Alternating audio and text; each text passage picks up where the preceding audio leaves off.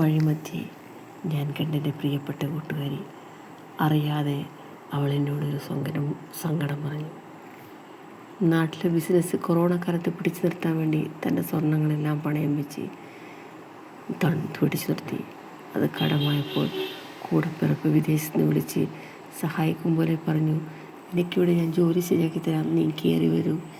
കൊണ്ടും കൂടപ്പിറപ്പായതുകൊണ്ട് അനിയനെല്ലാം ചെറിയ പൈസക്ക് വിറ്റ് ഗൾഫിലേക്ക് കയറി. സഹായിക്കുന്നത് പോലുള്ള അഭിനയമാണെന്ന് മനസ്സിലാക്കാൻ ഈ കൂടപ്പിറപ്പിന് കഴിഞ്ഞില്ല. ഇൻ്റർവ്യൂകൾ പോയി, നാട് നീടെ പോയി. 3 മാസം അവരുടെ ചിലവിൽ കഴിഞ്ഞു. അവസാനം ഗത്യന്തരമില്ലാതെ മടങ്ങി. നാട്ടിൽ പിന്നെയും ഓരോ വഴി തെരഞ്ഞെടുക്കുമ്പോൾ സഹോദരൻ വീണ്ടും പറഞ്ഞു, കയറിപ്പോര്, ഇവിടെ നിനക്ക് ജോലിയുള്ളത് ഉണ്ട്. ആ അനിയൻ കേട്ടവാതി കേൾക്കാതെ വഴി വീടിൻ്റെ ആധാരം വരെ പണയം വെച്ച് സഹോദരൻ്റെ അടുത്തേക്ക് പോയി. സഹോദരൻ വീണ്ടും ഇൻ്റർവ്യൂ നൽകുന്നു. ഭക്ഷണവും താമസവും അവിടെ നൽകുന്നു. സഹോദരനും ഭാര്യയ്ക്ക് ലക്ഷങ്ങൾ ശമ്പളമുള്ളതുകൊണ്ട് താമസം അവിടെ സ്വന്തം വീട്ടിലായതുകൊണ്ട് വലിയ ചിലവില്ല. ഭക്ഷണം ഔദാര്യമായി നൽകുന്നു. വീണ്ടും 2-3 മാസം കറങ്ങി. ലക്ഷങ്ങൾ വീണ്ടും പണം. അനിയൻ്റെ ഭാര്യയ്ക്ക് മനസ്സിലായി ഇത് ഇൻസൾട്ടിങ് ആണെന്ന്. സഹോദരന് മനസ്സിലായില്ല കൂടപ്പിറപ്പിനോടുള്ള ചതി. അറിയാതെ തിരികെ നാട്ടിൽ വന്നു.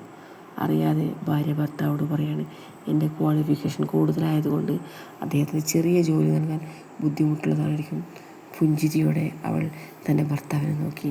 സഹായിക്കുമെന്ന് ആക്ഷൻ കാണിച്ച് അമ്മയുടെ മുമ്പിൽ അഭിനയിച്ച് സ്വന്തം കൂടപ്പിറപ്പും ഭാര്യയും ചിരിച്ചോട് ചതിക്കുകയാണ്.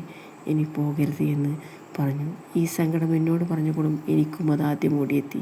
കൂടപ്പിറപ്പിനെ ഒരു നിമിഷം പോലും വിശ്വസിക്കാതിരിക്കാൻ ആ സഹോദരന് കഴിഞ്ഞില്ല.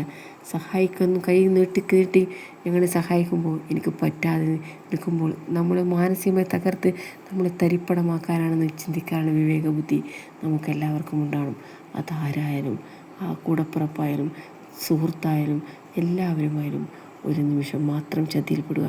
രണ്ടാമത് വീണ്ടും വിളിച്ച് ആക്ഷേപിക്കുമ്പോൾ അവർ കരുതി കൂട്ടി ചെയ്തതാണെന്ന് മനസ്സിലാക്കാനുള്ള ബുദ്ധി നമുക്ക് മനസ്സിലാണ്. ഈ കൂരിരുട്ടിലിരുന്ന് ഞാൻ എൻ്റെ പ്രിയ കൂട്ടുകാരിയെ ഓർത്ത് ഒരു നിമിഷം